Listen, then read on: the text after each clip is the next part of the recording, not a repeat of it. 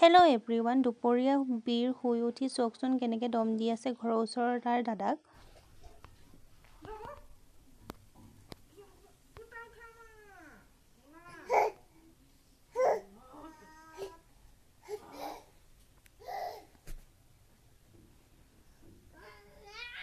আৰু আজি ভাবিলোঁ যে আমাৰ ঘৰৰ ফুলবিলাক আপোনাক দেখুৱাওঁ।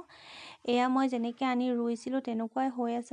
আচলতে ইয়াত ইমানেই বেছি ঠাণ্ডা, ফুলবিলাক ডাঙৰ হ'ব পৰাই নাই।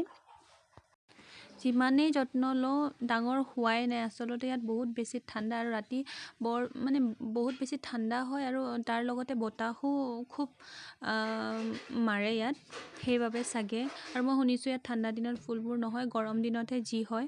আৰু আপোনালোকে প্লিজ মোৰ চেনেলটো ছাবস্ক্ৰাইব কৰি দিব। আৰু অলপ মই স্কিন কেয়াৰো কৰি ল'লোঁ। আৰু নেক্সট এটা ভিডিঅ'ত লগ পাম। Bye bye.